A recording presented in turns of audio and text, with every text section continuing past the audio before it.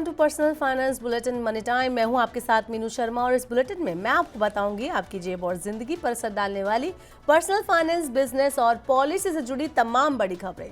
तो चलिए फटाफट शुरू करते हैं इस बुलेटिन में खबरों का सिलसिला। अमेरिका ने भारतीय निर्यात पर टैरिफ दोगुना करने का ऐलान कर दिया है। 25% की अतिरिक्त ड्यूटी 27 अगस्त से लागू होगी, जिससे कुल टैरिफ 50% हो जाएगा। ये कदम भारत के रूस से कच्चा तेल खरीदते रहने के जवाब में उठाया गया है। फिच की क्रेडिट साइट के मुताबिक सीधे तौर पर भारत की यूएस को होने वाली निर्यात हिस्सेदारी जीडीपी का ये सिर्फ 2% है, लेकिन इस फैसले का असर कई सेक्टर्स में लहर की तरह फैलेगा। खासकर textile, jewellery, garments, sea food, machinery, chemicals और ऑटो कंपोनेंट्स पर भारी दबाव आएंगे। आपको बता दें क्यों आएंगे, क्योंकि इनका सबसे बड़ा बाजार अमेरिका ही है। अगर टैरिफ लंबे समय तक 50% पर बना रहा तो फाइनेंशियल ईयर 26 में जीडीपी ग्रोथ 0.2% से और फाइनेंशियल ईयर 2027 में 0.4% से घट जाएगी। बैंकों पर भी अप्रत्यक्ष असर पड़ने वाला है, क्योंकि क्रेडिट ग्रोथ धीमी हो सकती है। बढ़ते हैं अगली खबर की तरफ। भारत सरकार ने गुरुवार को यानी 14 अगस्त को जुलाई के होलसेल प्राइस इंडेक्स यानी WPI के आंकड़े जारी कर दिए। जुलाई में थोक महंगाई दर 2 साल के निचले स्तर -0.58% पर आ गई। सरकार का कहना है कि मुद्रास्फीति की नेगेटिव दर खाद्य पदार्थों, मिनरल्स, ऑयल, कच्चे पेट्रोलियम और प्राकृतिक गैस, बेसिक मेटल्स की मैन्युफैक्चरिंग की कीमतों में आई गिरावट के कारण आई है। बता दें कि वाणिज्य एवं उद्योग मंत्रालय द्वारा गुरुवार को जारी आंकड़ों के अनुसार होलसेल प्राइस इंडेक्स यानी WPI पर आधारित मुद्रास्फीति जुलाई में घटकर -0.58% रह गई, जो जून में -0.13% पर थी। ये लगातार दूसरा महीना है जब थोक महंगाई दर नेगेटिव रही है। जून में थोक महंगाई दर 20 महीने के निचले स्तर -0.13% पर आ गई थी। मई में थोक मूल्य सूचकांक यानी कि WPI 14 महीने के निचले स्तर 0.39% पर था। होलसेल प्राइस इंडेक्स या WPI उन वस्तुओं की कीमतों में बदलाव को मापता है, मेजर करता है, जिन्हें थोक व्यापारी अन्य कंपनियों को बेचते हैं और उनके साथ थोक में व्यापार करते हैं। वैश्विक चुनौतियों के बीच जुलाई में रत्न एवं आभूषण निर्यात में सालाना आधार पर 15.98% की बढ़ोतरी हुई है, जो 217 करोड़ यानी कि 82.4 लाख डॉलर तक पहुंच गया। बुधवार को रत्न और आभूषण निर्यात संवर्धन परिषद के जारी आंकड़ों के अनुसार 2024 के इसी महीने में रत्न एवं आभूषण का कुल निर्यात 187 करोड़ यानी कि 80.9 लाख डॉलर रहा था।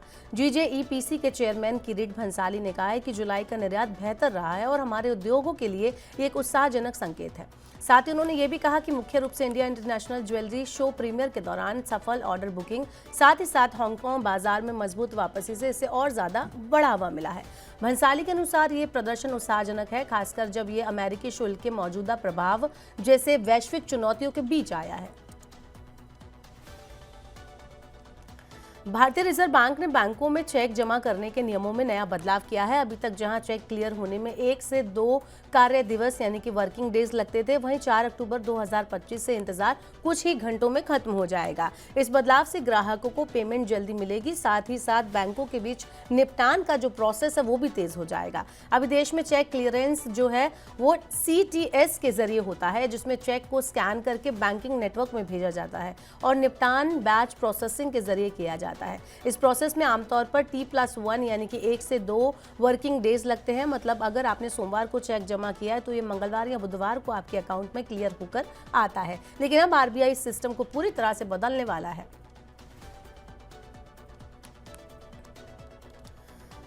वैश्विक रेटिंग एजेंसी S&P ग्लोबल ने भारत की सॉवरेन क्रेडिट रेटिंग में BBB से BBB में उसको कर दिया है अपग्रेड। एजेंसी ने भारत की मजबूत आर्थिक वृद्धि, फिस्कल कंसोलिडेट और इंफ्रास्ट्रक्चर निवेश को रेटिंग सुधार की वजह बताया है। इस तरह भारतीय अर्थव्यवस्था को लेकर एजेंसी का स्थिर आउटलुक निवेशकों के लिए पॉजिटिव संकेत दे रहा है। एजेंसी का कहना है कि स्टेबल आउटलुक बताता है कि भारतीय अर्थव्यवस्था नीतिगत स्थिरता और बुनियादी ढांचे में भारी निवेश की वजह से मजबूती के साथ आगे बढ़ रही है। इससे लॉन्ग टर्म में भारतीय इकोनॉमी की ग्रोथ को बरकरार रखने का आधार माना जा रहा है। बता दें कि S&P ने यह भी कहा कि भारत US टैरिफ का जो असर है वो मैनेजेबल तरीके से निभा रहा है और देश अगले 2-3 सालों के लिए अच्छे मोमेंट के साथ ग्रोथ करने को तैयार है। चलिए बुलेटिन में अब समय हो गया है आपको बताने का कि शेयर बाजार का क्या शेयर बाजार क्या दोबारा पढ़ना है? शेयर बाजार, ठीक है।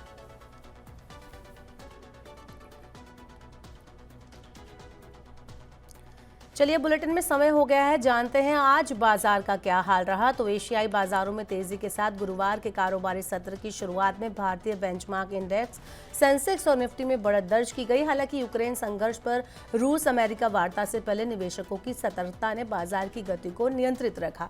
14 अगस्त को भारतीय शेयर बाजार इंडेक्स मामूली बढ़त के साथ बंद हुए और निफ्टी 24,600 के अपर क्लोज हुआ। और आपको बता दें कि सेंसेक्स 57.75 अंक यानी कि 0.07% बढ़कर 80,597.66 पर बंद हुआ और निफ्टी 11.95 अंक यानी कि 0.05% बढ़कर 24,631.30 पर जाकर क्लोज हुआ। लगभग 1,655 शेयरों में आज तेजी देखी गई। 2,221 शेयरों में गिरावट आई और 142 शेयरों में कोई बदलाव नहीं दिखाई दिया। निफ्टी पर Wipro, Eternal, HDFC Life, Infosys, Asian Paints top gainer की लिस्ट में शामिल रहे, जबकि Tata Steel, Adani Ports, Tech Mahindra, Hero MotoCorp, Bharat Electronics में आज गिरावट दर्ज की गई। अमेरिकी टेक दिग्गज ओरेकल ने अपने क्लाउड इंफ्रास्ट्रक्चर डिवीजन यानी कि OCI में बड़े पैमाने पर छंटनी शुरू कर दी है, जिससे भारत की टीमों पर सबसे ज्यादा असर पड़ सकता है।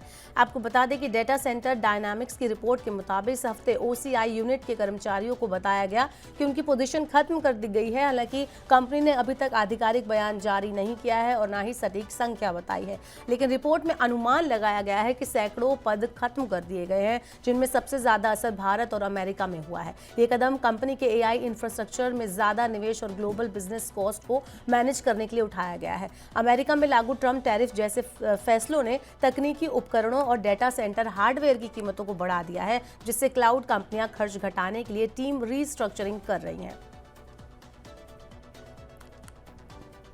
BSNL के नेटवर्क को बढ़ावा देने के लिए सरकार एक कदम और उठाने जा रही है। टेलीकॉम विभाग ने गुरुवार को सोशल मीडिया प्लेटफॉर्म X पर बताया कि सरकार BSNL के नेटवर्क को बढ़ावा देने के लिए 47,000 करोड़ रुपए की एक और कैपिटल एक्सपेंडिचर योजना के साथ तैयार है। BSNL ने पिछले साल 4G मोबाइल सर्विसेज के लिए 1 लाख टावर लगाने पर 25,000 करोड़ रुपए खर्च किए।